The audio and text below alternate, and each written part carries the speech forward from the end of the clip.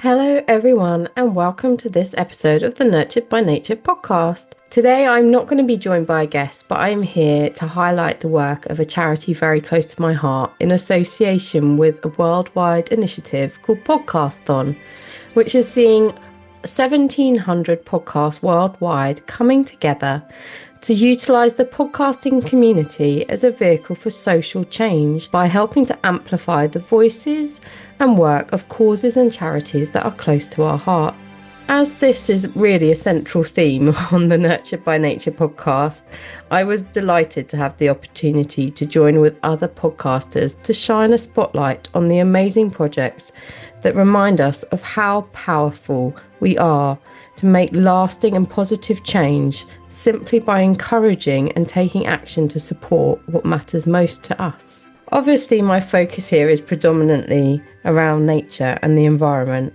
and over my lifetime, I've had the opportunity through both my work and now through this podcast to both work with and connect with and help raise awareness of some incredible charities worldwide, from small grassroots organisations to international non-profits with multi-million-dollar budgets.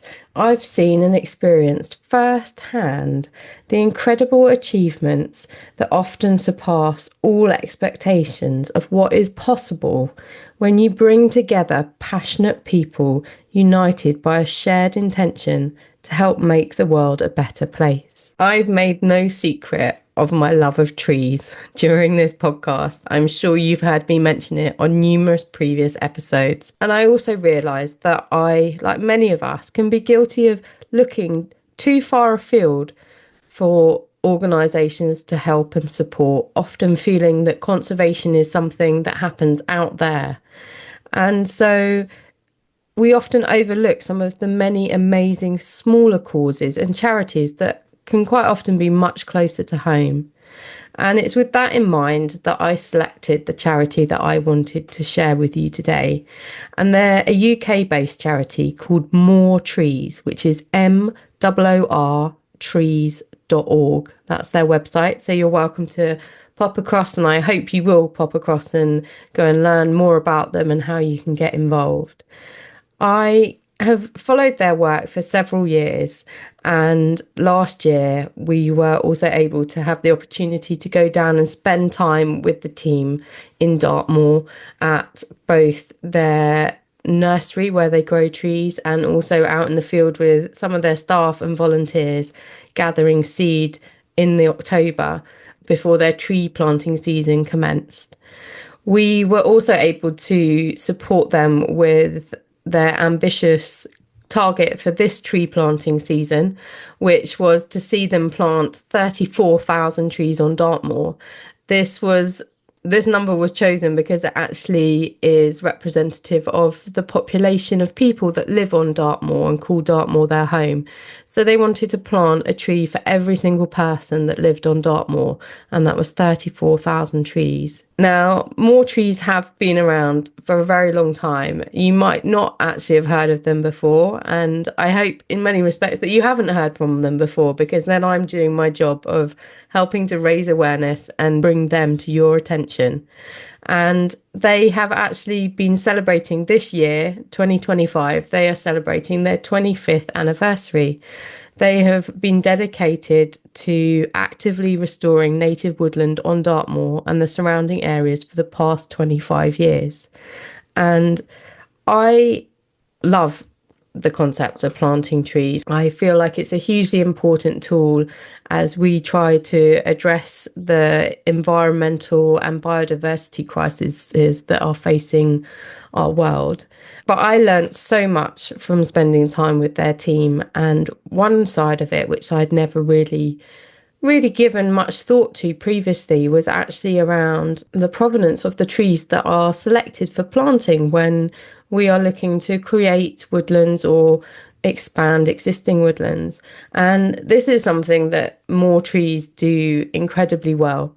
So in October, I joined them out in the field with my partner and a lovely group of their volunteers, and we were actually out collecting seeds of the native trees that are already on Dartmoor. So we were on Dartmoor selecting trees and selecting seed from trees that are native to the area. And so those seeds are then taken to the nurseries that Moor Trees has. They have two community tree nurseries on Dartmoor, and the seeds are then carefully handled and prepared and grown on into saplings. And it's these saplings which they then provide for planting into the local area. And I'd never really thought about actually where the trees come from, which it seems really bizarre, doesn't it, when you say it out loud? But I'd never really thought about the importance of that aspect of tree planting and ensuring that you are selecting trees that are adapted for the area that you're growing them in and giving them the best chance to thrive. We were absolutely blown away by the passion and enthusiasm of the whole team at Moor Trees. We were fortunate enough to meet many of them, although not all of them, and they are just an incredible group of people who are achieving amazing things, even though they are quite a small charity in relation to some of the other huge, more well-known environmental charities that people tend to choose to support both financially and with their time. But they have already had an absolutely amazing impact on Dartmoor and the surrounding areas. To date, they have planted over 170,000 trees, which they have grown from seed in their nurseries and then planted out. Those trees have formed part of 160 local woodland creation and habitat restoration schemes. This is hugely important in terms of just reshaping the landscape. It helps with all sorts of challenges that we face in our modern society, from surface water runoff to the biodiversity crisis, by helping to put these foundational species back into the landscape to support our native flora and fauna. But they are really just getting started. They are full of ambition of what is possible and what they want to achieve for Dartmoor, the surrounding areas, and the ecology of the UK. They have set an ambitious target to work with volunteers and landowners over the next 25 years to create a wilder, much more natural Dartmoor from what we currently see, with over a third of it having native woodland and scrub cover. And to do that, they want to plant and see over 10 million trees take root through their carefully planned planting and natural regeneration. And I think what was really became very clear with them is that they are meticulous with how they approach tree planting. I've already mentioned how they source all of their seed locally, Devon holly in their nursery, backed up by their amazing team of volunteers, then carefully nurture those seeds into saplings and grow them on to various life stages till they're suitable to be planted out. But then the next stage of it is that they carefully work with landowners and communities to select sites where planting trees would be beneficial to the landscape and the environment and the biodiversity. They don't just put trees wherever they're asked, it's carefully considered. They then plan exactly what mix of species of trees should be there. They are all native, they are all local provenance for the area, but they are carefully selected in the right ratios and the right planting plans for each area that they are working in. It's this approach that is really, really important, because that ensures that these trees actually have the highest chance of thriving. I think we've all seen cases where trees have been planted with good intentions, but they haven't been cared for and managed properly. And so essentially that good intention has failed to yield the results of a thriving woodland habitat. But with Moor Trees, that's really very unlikely to happen. They're working with some amazing partners already, but they are looking for even more landowners and partners. They are a fantastic organization that you can also go and get involved with. You can, whether it's through your work or as an individual, they have numerous opportunities for volunteering, that you can go and collect seeds with them. You can help in their nurseries, and you can also take part in the important work of planting those trees out into the landscape. I am very much looking forward to helping amplify their voices this year, and will be welcoming their CEO Helen, and hopefully also having a few of their other team members onto the podcast so they can share directly with you their own story. But this was a little bonus episode to just bring to your attention this amazing organization. That's Moor Trees, MOORTREES.org. That's their website. They've got a presence on the social media platforms as well. And I know they would be delighted to have your support to help amplify their amazing work. So please, I encourage you to just go and check out this amazing, I would say, grassroots organization, because that's really how I feel like they approach conservation. But what they've achieved is huge, and saying they're a grassroots organization almost doesn't give them the credit for the incredible impact that they're having. And as always, through my podcast, I am always looking for these people and individuals and organizations that inspire me and give me hope. And Moor Trees is one of those. They are just a dynamic team of people who are incredibly passionate about what they do. There's a core workforce. They've got an amazing board of trustees and patrons supporting them.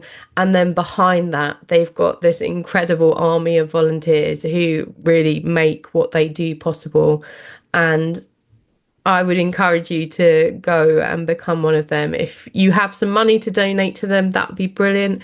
If you have time, that would be fantastic. But one of the things that I think is often overlooked is just being a voice to encourage and support these people. It cannot be underestimated how much going to their social media profiles and liking their posts, sharing their posts, commenting on their posts, it all helps them to gain extra visibility.